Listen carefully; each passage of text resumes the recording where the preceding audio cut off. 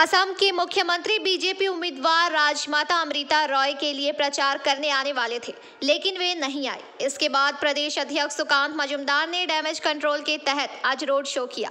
असम के मुख्यमंत्री हिमंत बिस्वा शर्मा को कृष्णानगर लोकसभा क्षेत्र से भाजपा उम्मीदवार राजमाता अमृता रॉय के समर्थन में नदिया के आसान नगर आना था।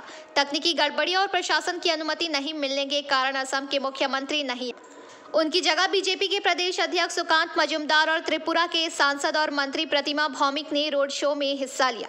आज स्थानीय भाजपा नेतृत्व में भारी संख्या में भाजपा कार्यकर्ताओं और समर्थकों ने आसान नगर हाई स्कूल के सामने रोड शो में भाग लिया।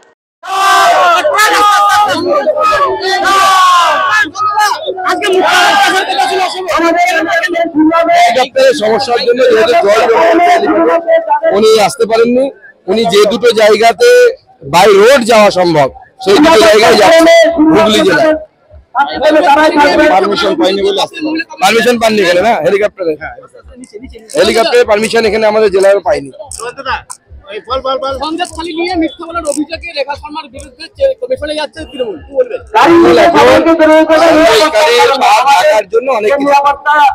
মানুষ জানে, মানুষ সব বলছে কি হচ্ছে না হচ্ছে, পয়সা কোথা থেকে যাচ্ছে, কিভাবে যাচ্ছে, মানুষ সব জানে। সময় এলে পরে সব ক্লিয়ার হয়ে যাবে।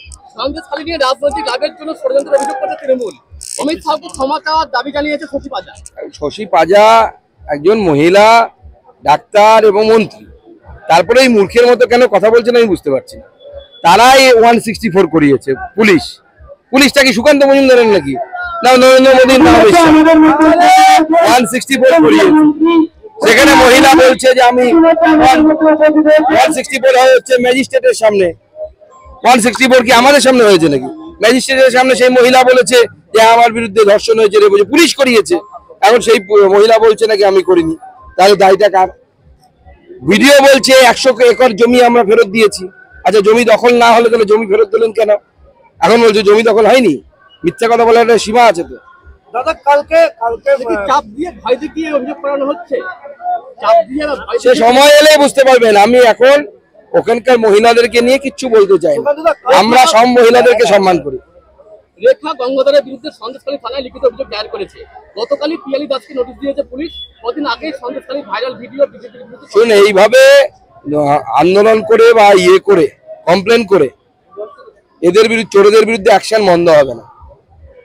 ইনকাম ট্যাক্স, সিবিআই, ইডি যা করার করবে, চিন্তা নেই। দাদা, গতকাল অভিষেক বন্দ্যোপাধ্যায় বলছে অঘোষিতভাবে লকডাউন করেছে মোদী সরকার, রাস্তায় ফেলে মেরেছে বিজেপি কর্মীদের, কি বলবেন? বিজেপি কর্মীদের মেরেছে কোথায়? রাস্তায় ফেলে মেরেছে মোদী। বিজেপি কর্মীদের রাস্তায় ফেলে মেরেছে। বিজেপি কর্মীদের মোদী মারবে নাকি? চলো। Bureau report, PBTV news.